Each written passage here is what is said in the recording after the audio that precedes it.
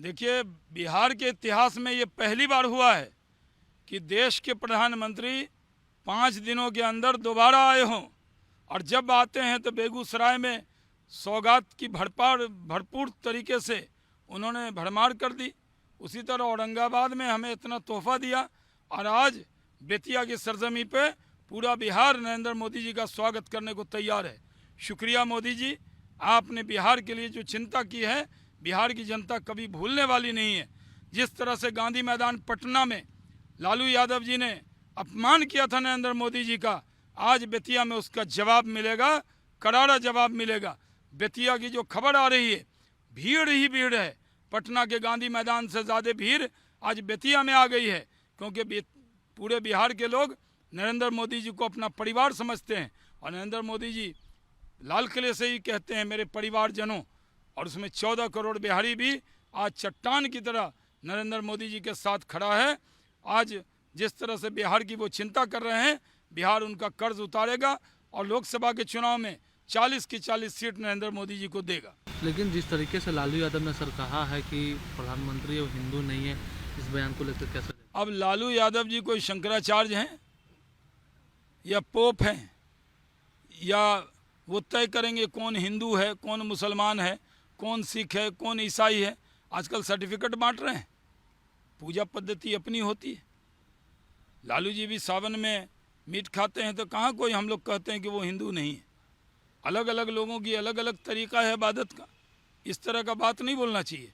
जिस तरह प्रधानमंत्री नरेंद्र मोदी जी को उन्होंने तू तराक की भाषा में बोला, ये बिहार की संस्कृति नहीं है, बिहार का कल्चर नहीं है। उन्होंने पूरे बिहार के साथ बिहार का अपमान किया है। बिहार के लोग नरेंद्र मोदी जी से प्यार करते हैं, और नरेंद्र मोदी जी का पूरा देश परिवार है। 140 करोड़ लोग उनसे मोहब्बत करते हैं, उनको वो कहते हैं मेरे परिवारजनों, और देश के लोग कहते हैं मेरे परिवार का मोदी है।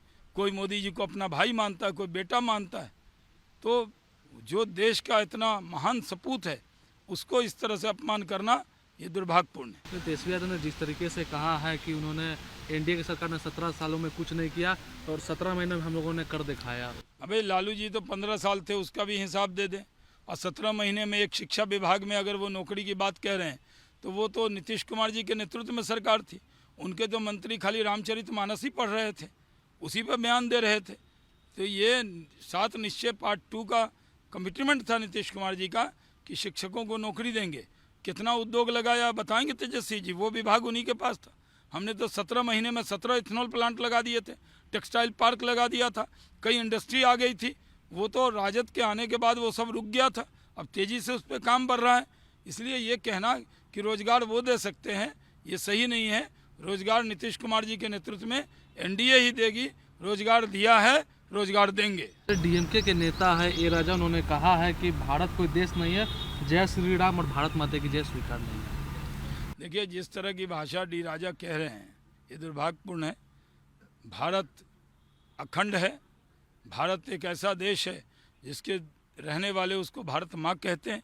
उनके बारे में इस तरह का बयान देकर ये एनडीए अलायंस वाले लगता है खुद के दुश्मन हो गए हैं। इसका भी जवाब देश की जनता उनको देगी।